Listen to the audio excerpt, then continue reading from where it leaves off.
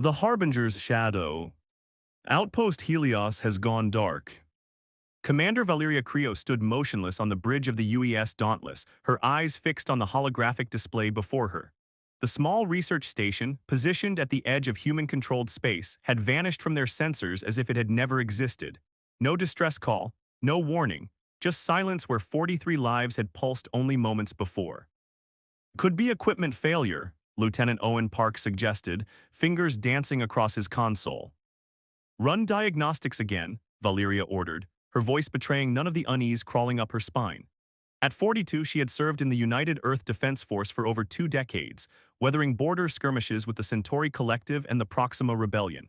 Her ebony skin had acquired fine lines around her eyes, each one earned during countless missions that had shaped humanity's tenuous grasp on their corner of the galaxy. But this felt different. Diagnostics confirm all systems operational, Commander, Park replied, his young face tight with concern. Helios is simply gone. Valeria's jaw clenched, plot a course, maximum burn. The Dauntless sliced through the void, its quantum drives humming with barely contained power. As the ship's AI calculated the fastest approach vector, Valeria retreated to her ready room, the door hissing shut behind her. Computer, connect me to UEDF command, Priority Alpha. The wall screen flickered to life, revealing the weathered face of Admiral Tenzin Norbu. His cybernetic left eye glinted in the light of his office on Lunar Base Artemis. Krios, he acknowledged. I've received your preliminary report. What's your assessment? Something's wrong, sir. Helios wasn't just a listening post. They were conducting xenoarchaeological research. Dr. Riznik's team had uncovered artifacts from the pre-collapse era. The Admiral's expression darkened. The Council won't authorize military action based on a communications outage. With respect, sir, I'm not asking for authorization. The Dauntless is already en route. This is a notification. A ghost of a smile played across Norbu's face. Always pushing the boundaries of your command discretion, Krios. Very well, investigate but tread carefully. This region has been quiet for decades. That's what concerns me, sir. Quiet isn't natural. As the connection terminated, Valeria turned toward the viewport. The stars stretched into streaks of light as the Dauntless accelerated, each one a silent witness to centuries of human expansion. She wondered not for the first time whether humanity had pushed too far too fast. Dr. Nikolai Riznik hunched over his workstation in the basement laboratory of the Tesla Institute, surrounded by holographic projections of alien glyphs. At 53, his once dark hair had surrendered to silver, and constant research had etched permanent shadows beneath his hazel eyes. His colleagues had long ago written him off as obsessive, perhaps even paranoid. But after 30 years of studying xenoarchaeology, he had earned the right to his eccentricities. Cross-reference complete, announced the lab's AI assistant. Glyph sequence matches artifacts recovered from Europa dig site circa 2187. Nikolai straightened, wincing as his spine protested. Show me the comparison. The hologram shifted, displaying 2 sequences side by side, one from the ruins beneath Europa's ice, the other from fragments recovered by Outpost Helios near the edge of the Uit cloud. Despite being discovered light years apart, the sequences were identical. That's impossible, he muttered, but the evidence hovered before him, undeniable in its implications. A soft chime interrupted his thoughts. Dr. Riznik, incoming communication from UEDF command. Nikolai frowned.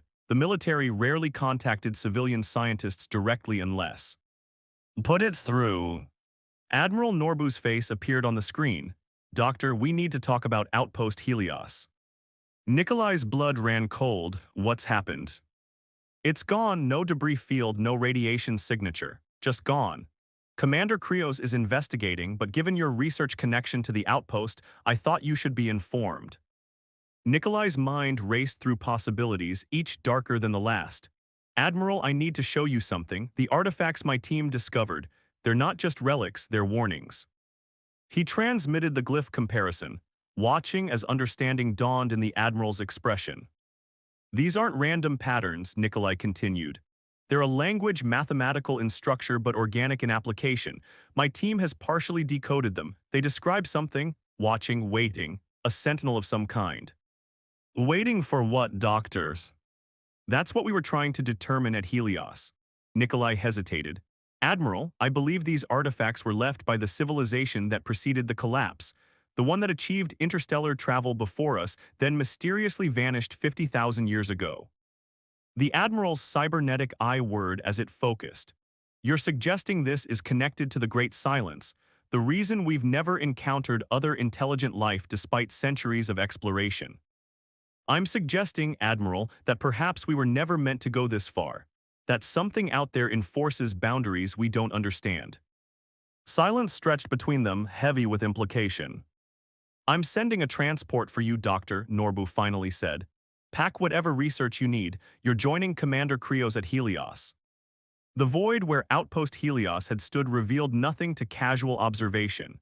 The Dauntless hung in space, its sensors probing the emptiness while shuttles carried investigation teams in careful patterns. Nothing, Commander, reported Chief Science Officer Lin. No debris, no radiation signature, no distortion field. It's as if the station was surgically removed from existence.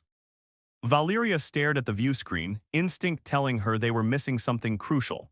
What about the asteroid it was built into that couldn't just disappear? Lin shook her head. The asteroid's gone too. 3 billion tons of matter vanished. Lieutenant Park spoke up from his station. Commander, we're picking up a quantum fluctuation at the edge of our sensor range. It's faint, but the pattern is unlike anything in our database. On screen, Valeria ordered. The main display shifted to show a section of seemingly empty space. Data readouts flickered alongside it, displaying energy signatures that defied conventional physics. Magnify. The image zoomed, revealing a distortion so subtle it was barely perceptible. A warping of light around a region of space that shouldn't have been notable. Is that a cloaking technology? Valeria asked, leaning forward. Not like any we've encountered, Lin replied. It's not bending light around an object. It's bending reality itself. Before Valeria could respond, the ship's AI interrupted. Commander, we're receiving a transmission from an approaching UEDF transport.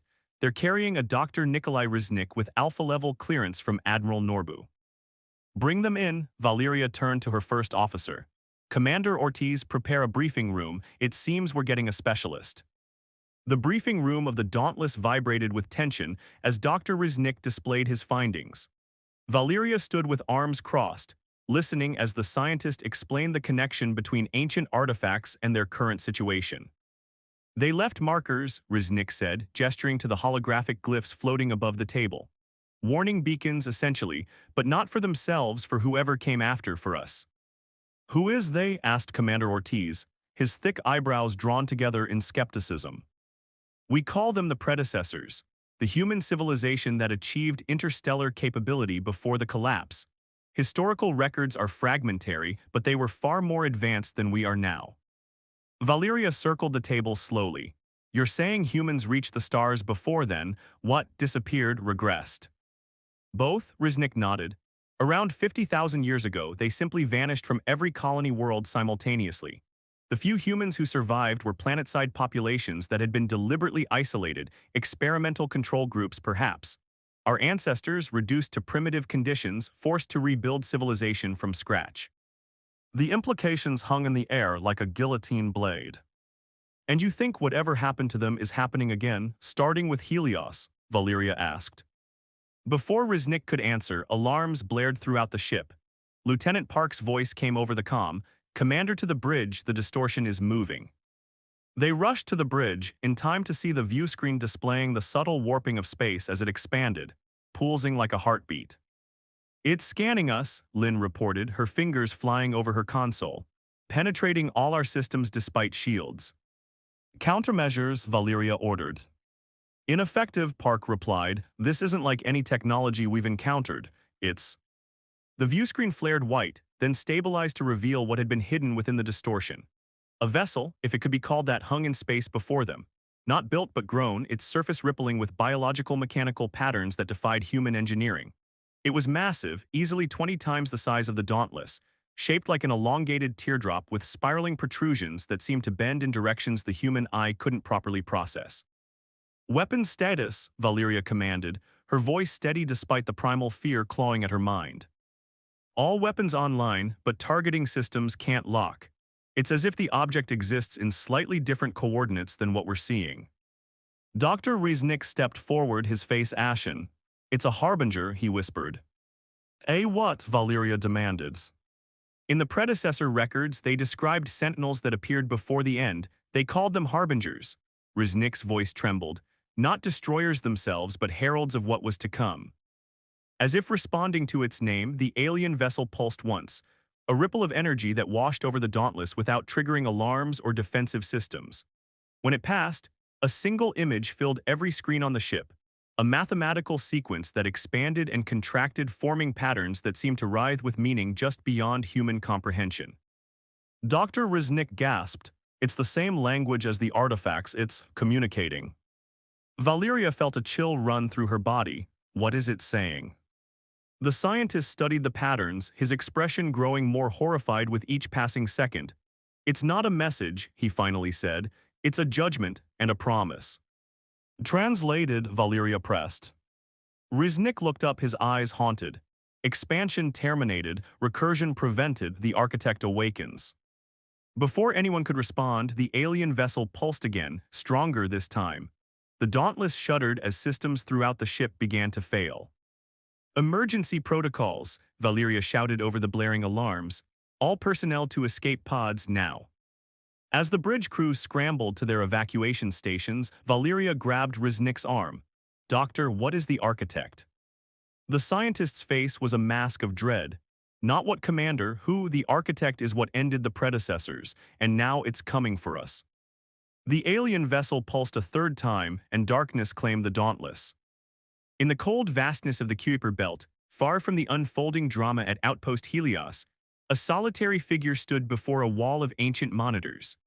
The chamber, carved from the heart of a rogue planet that had escaped the solar system's orbital plane millennia ago, hummed with power drawn from the planet's molten core.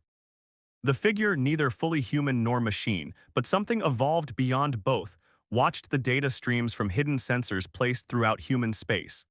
It had been waiting, watching, preparing for this moment across centuries. The Harbinger had arrived just as the simulations had predicted, just as it had before 50,000 years earlier.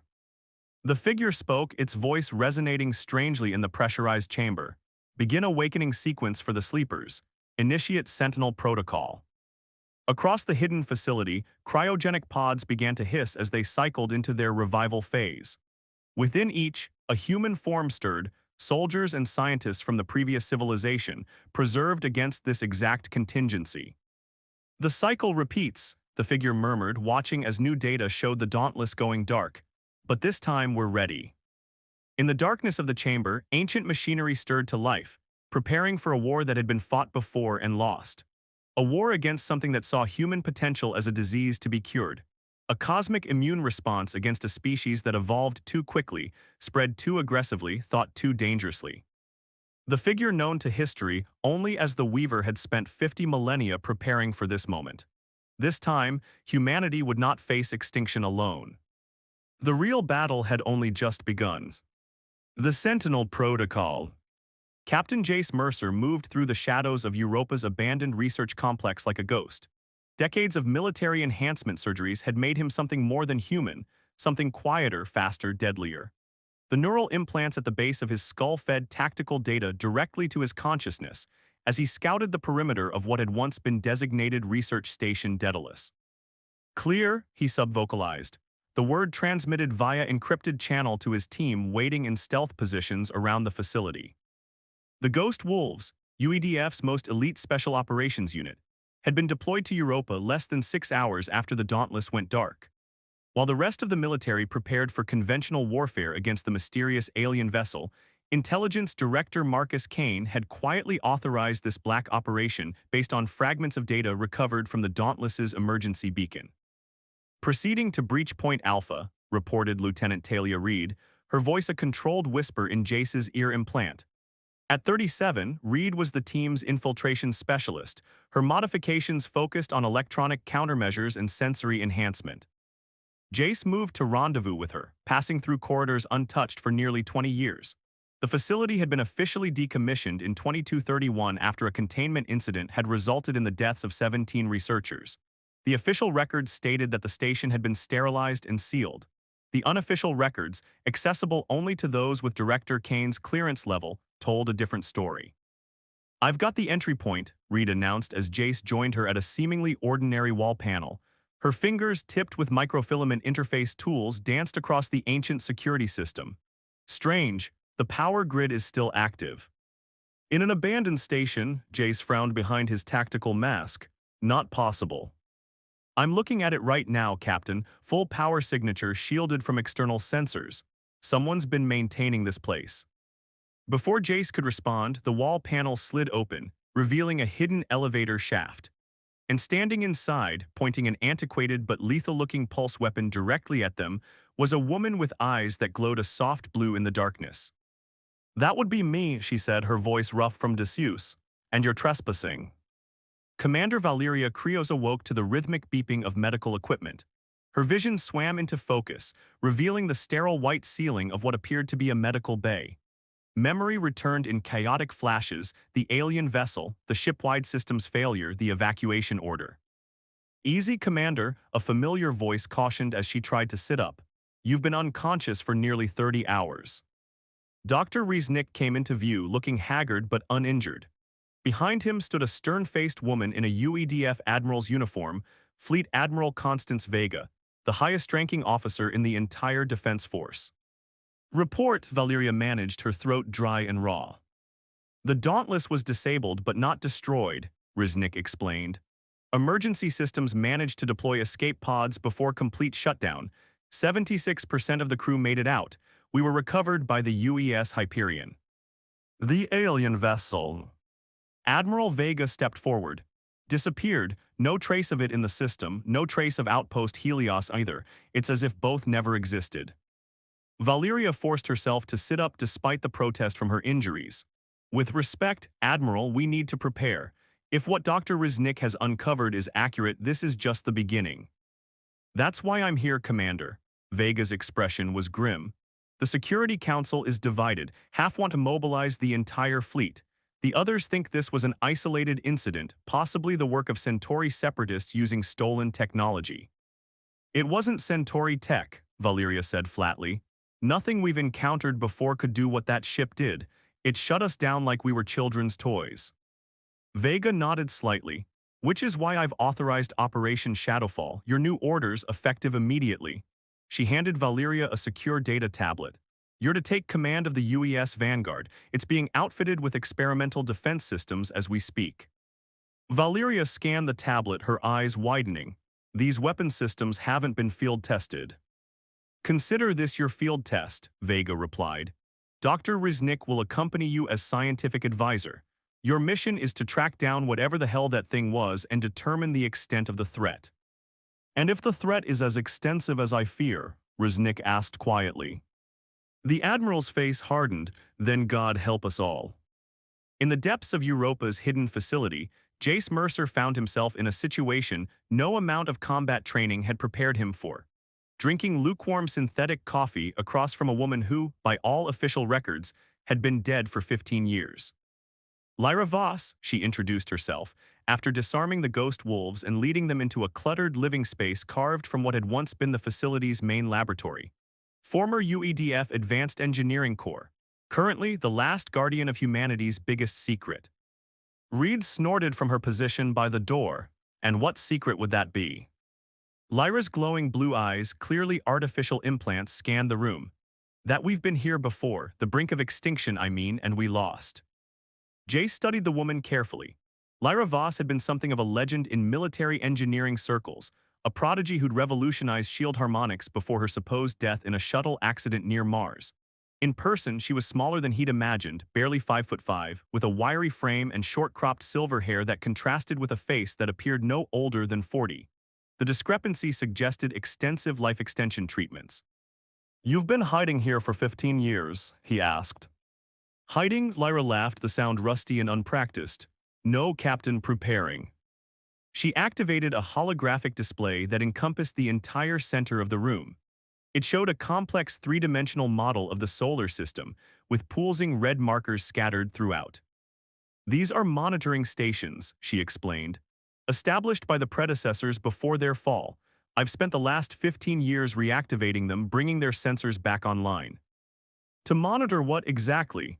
Asked Major Diana Chen, the Ghost Wolves tactical specialist. Incursion points. Lyra manipulated the display, zooming in on the Kuiper belt, dimensional thin spots where they can enter our reality. They've Jace Preston. The architects, or the pruners, the gardeners, the sentinels, they've had many names across many cycles of human civilization. They exist partially outside our dimensional framework, watching, waiting for certain species to reach specific technological thresholds. When those thresholds are crossed, they intervene. The room fell silent as the implications sank in. You're suggesting, Reed said slowly, that some kind of interdimensional beings routinely cull advanced civilizations. Not all civilizations, Lyra corrected, just the ones they consider threatening. Humanity has a particularly troublesome profile. We advance quickly, adapt aggressively, and consume resources at an alarming rate. From their perspective, we're a virus that needs periodic treatment. Jace leaned forward, and you know this how? Lyra's artificial eyes seemed to pulse briefly. Because I've spent 15 years communing with what remains of the last human resistance. The predecessors didn't all die. Some transcended, evolving beyond physical form to escape detection. They left behind echoes, instructions, a way to fight back. She tapped a command into her wrist interface, and a section of the laboratory wall retracted, revealing a chamber bathed in soft blue light. Inside stood a pillar of what appeared to be liquid metal, constantly shifting and reforming. This is the Sentinel Core, Lyra said with reverence. The key to the Sentinel Protocol, humanity's last defense against extinction. Before Jace could respond, his secure comm channel activated. Director Kane's voice filled his ear, tense and urgent. Ghost Actual, we have a situation. Multiple colony outposts have gone dark simultaneously. Something's happening. In the cold vacuum near Neptune's orbit, the UES Vanguard moved through space like a predator, its newly installed experimental systems humming with untested power. On the bridge, Commander Valeria Creo studied tactical displays showing the spread of communication blackouts across human-controlled space. It's systematic, she observed, tracing the pattern with her finger. Working inward from the frontier, these aren't random attacks. Dr. Riznik nodded grimly. It's quarantine procedure, isolating the infection before treatment. We're not an infection, snapped Lieutenant Commander Farid, the Vanguard's XO. To them, we are, Riznik replied. A potentially dangerous anomaly in the cosmic ecosystem. The artifacts I've studied suggest the architects maintain a certain balance in the galaxy, perhaps the universe. Species that advance too quickly, spread too widely, or develop certain technologies are pruned. Valeria's eyes narrowed, and we fit the profile. Precisely. We've achieved faster-than-light travel, quantum communications, AI integration, and genetic modification, all within a few centuries. That rate of advancement marks us as unstable from their perspective. A young communications officer interrupted. Commander, we're receiving a transmission. It's unusual. Source, Valeria asked. Unknown, ma'am. It's being broadcast on multiple bands simultaneously, somehow bypassing our encryption protocols.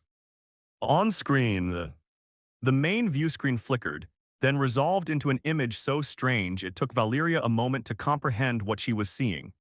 It appeared to be a human face, but constantly shifting, as if comprised of thousands of smaller faces flowing into and away from each other. I am the Weaver, the entity said, its voice a harmonic blend of countless tones speaking in perfect unison. I speak for those who came before, for those who fell, for those who transcended. Valeria stepped forward. Identify yourself properly. Are you human? I was human, the Weaver replied. Now I am memory, purpose, warning. Dr. Riznik moved to stand beside Valeria. You're from the predecessor civilization. Yes, I am what remains of Project Transcendence, our final attempt to survive the purge. I have waited 50 millennia for this moment, preserving the knowledge needed to break the cycle. What cycle? Valeria demanded. Rise, advancement, discovery, purge, regression. It has happened 7 times to humanity alone. Each time we build, we reach for the stars, we begin to transform our nature, and they intervene. The bridge fell silent, the enormity of the claim settling over the crew like a shroud. The Harbinger vessel, Riznik ventured. It was sent by these architects. The Harbinger is but a tool, a probe sent to evaluate the scope of our advancement. The true threat follows. The Weaver's shifting face appeared to grimace. You have very little time. The architects have already begun isolating human outposts, studying our defenses, preparing for systematic eradication. Why are you telling us this? Valeria asked. What do you want? To implement the Sentinel Protocol. It is our only hope, not to defeat the architects but to transcend their judgment, to evolve beyond their reach. Before Valeria could ask what the Sentinel Protocol entailed, proximity alarms blared across the bridge. Multiple contacts, shouted the tactical officer. Appearing out of nowhere, no warp signatures, no approach vectors. The view screen shifted to show space seemingly tearing open, revealing shapes that strained human perception. Vessels like the Harbinger but larger, more complex, rippling with energy patterns that made Valeria's head ache just looking at them. They're here, the Weaver said, its voice fatting. Find the Sentinel core on Europa, find Lyra Voss, she knows the way. The transmission cut off as the alien vessels moved into attack formation. Battle stations, Valeria ordered, even as a sense of futility washed over her. What defense could they mount against beings who had already extinguished advanced human civilization multiple times? On Europa, alarms blared throughout the hidden facility. Lyra Voss moved with practiced efficiency, her hands flying over control panels as she initiated emergency protocols. This wasn't supposed to happen yet, she muttered. The predictive models gave us at least another week. Jace Mercer and his team stood ready, weapons drawn, though they all understood how useless conventional firearms would be against the threat Lyra had described. What are we dealing with? He asked. What's coming? Architect proxies, Lyra replied, not looking up from her work. Semi-autonomous hunter-killer constructs. They'll be here within the hour, drawn by the energy signature of the Sentinel core. Then shut it down, suggested Major Chen. Hide it. Lyra shook her head. Too late. Once activated, the core can't be deactivated without destroying it, and if it's destroyed, humanity loses its only chance at survival. So what's the play? Jace asked, falling easily into combat planning. We transport the core to Earth to a specific location where the Sentinel Protocol can be fully implemented. Lyra finally looked up, her artificial eyes pulsing with intensity. There's an ancient site beneath the Pacific Ocean. The predecessors built it as a contingency, a place where human consciousness could be transformed. Transformed how? Lieutenant Reed asked suspiciously. The architects operate within certain dimensional limitations. They can detect and eliminate species within our conventional four-dimensional spacetime. The Sentinel Protocol is designed to partially shift human consciousness outside those dimensions to evolve us beyond their reach. That sounds an awful lot like extinction with extra steps, Reed muttered. No, Lyra insisted. It's transcendence. We wouldn't lose our humanity, we'd expand it, become something the architects can neither perceive nor predict. A new alarm sounded, this one deeper and more urgent than the others. What now? Jace demanded. Lyra's face paled. The Jupiter monitoring station just went offline. They're closer than I thought. She turned to a large storage locker and pressed her palm against its biometric scanner. The locker hissed open, revealing what appeared to be advanced combat suits unlike any UEDF design Jace had ever seen. Put these on, Lyra instructed. Predecessor tech adapted for modern human physiology. They'll provide some protection against architect weapons. Jace examined the nearest suit, a sleek, almost liquid-looking armor with subtle patterns etched into its surface that seemed to shift when not directly observed. Some protection, he repeated skeptically, against beings that can wipe out civilizations. Lyra's artificial eyes met his, unwavering. Against beings that have wiped out our civilization repeatedly, but this time we have an advantage. Which is? They think we're still primitive. They don't know we've recovered predecessor technology. They don't know about the Sentinel Protocol. She began donning her own suit with practiced movements. Most importantly, they don't know about the Weaver. The what? Who, she corrected, the last predecessor to achieve transcendence, the one who's been guiding me, preparing me for this moment. As the facility shuddered around them, the first tremors of an attack from above, Lyra activated her suit, causing it to meld seamlessly with her body. The material flowed like quicksilver, covering her completely before hardening into an armored second skin. Her voice, when she spoke again, resonated with a strange harmonic quality. "The architects think they're coming to end our civilization," she said, the blue glow of her artificial eyes now radiating through her helmet. "But what they're really doing is forcing us to become something new, something they've feared since the first time they encountered human potential." The facility rocked with another impact, more violent than the first. Dust and debris rained from the ceiling as the ghost wolves donned their suits with military precision. "And what exactly is that?" Jace asked, sealing his helmet. Lyra's answer came as the facility's reinforced walls began to buckle under an assault that defied physics itself. "Something that can't be controlled, can't be predicted, can't be pruned."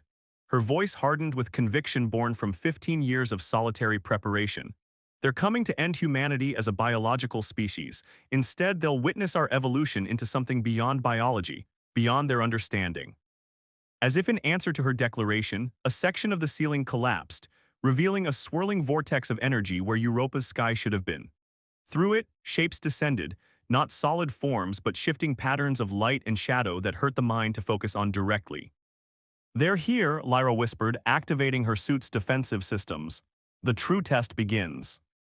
Jace Mercer, veteran of a dozen brutal campaigns, felt fear unlike anything he'd experienced before. Not fear of death, every soldier made peace with that possibility, but fear of extinction, of humanity's light being snuffed out by beings so far beyond their comprehension that fighting seemed absurd. But as the architect proxies breached the facility, he raised his weapon anyway, because that's what humans did. They fought, they adapted, they endured. Even against gods. Across the solar system, as architect vessels methodically isolated and neutralized human outposts, a pattern emerged that none of their vast intelligence had predicted. Humanity wasn't just fighting back, they were fighting smart. On Mars Colony, civilian engineers repurposed terraforming equipment into makeshift EMP weapons that temporarily disrupted architect proxies. In the asteroid belt mining stations, workers in heavy excavation mech suits launched suicidal ramming attacks that damaged architect vessels just enough to buy time for evacuation ships. On Luna Base, scientists hastily uploaded their collective knowledge into hardened data cores, launching them toward Earth in stealth pods. And on Earth itself, ancient defense systems, hidden since the last purge and maintained in secret by descendants of those who remembered, began to activate. Installations buried beneath mountains and oceans powered up, their quantum cores pulsing with energy signatures that confused architect sensors. In her quarters aboard the Vanguard, as the ship raced toward an intercept course with the alien fleet, Commander Valeria Krios studied historical records with new understanding. The mysterious gaps in human history, the dark ages, the lost civilizations, the inexplicable technological regressions, all made sense now. They weren't failures of human progress but evidence of previous purges. Each time humanity had been knocked back to a primitive state, forced to rebuild from scratch. And each time somewhere somehow, fragments of knowledge had been preserved. "Commander," Dr. Resnick's voice came through the intercom. "You need to see this." When she arrived on the bridge, the viewscreen showed a transmission from UEDF High Command, specifically from Intelligence Director Marcus Kane. "We've established contact with a Captain Jace Mercer," Kane explained, his usually composed face tight with tension. "He's on Europa with a team in possession of something called the Sentinel Core. According to his source, it's our only chance against the architect threat." "His source being?" Valeria asked. "A woman named Lyra Voss, former UEDF engineering prodigy, officially deceased. She claims to have been preparing for this event for 15 years under the guidance of an entity called the Weaver." Valeria exchanged glances with Resnick, "The same entity that contacted us." Kane nodded grimly. "Captain Mercer's team is under heavy assault. They need extraction. Your new orders are to divert to Europa, secure the Sentinel Core, and escort it to Earth, specifically to coordinates in the Mariana Trench." "The trench," Valeria frowned, "why there?" "According to Voss, it's the location of an ancient installation built by what she calls the predecessors. The only place where this Sentinel protocol can be properly activated." As the Vanguard altered course for Europa, Valeria found herself wondering if they were racing toward salvation or merely participating in another cycle of feudal resistance. Would this attempt end like all the others, with humanity reduced to primitive tribes, the memory of advanced civilization preserved only in myths and legends? Or was there truth to Lyra's claim that this time could be different, that humanity could evolve beyond the architect's reach? As Jupiter's massive form appeared on the view screen, a new transmission cut through all channels, the Weaver again, its voice resonating with urgency. The protocol is not just a weapon, it proclaimed. It is transformation. Those who embrace it will become something new. Those who resist will remain vulnerable. Choose wisely, guardians of Earth. The architects have begun their final approach. The message ended, leaving the bridge crew in uncomfortable silence. What if this protocol changes us so fundamentally that we're no longer human? Lieutenant Commander Farid asked quietly. Is survival worth that price? Valeria had no answer. As the Vanguard accelerated toward Europa, the questions echoed in her mind. What defines humanity, our biology, our consciousness, our collective history?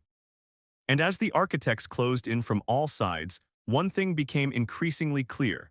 Whatever humanity had been before, whatever it might become after, this moment marked the end of one chapter and the beginning of another. If there was to be another chapter at all.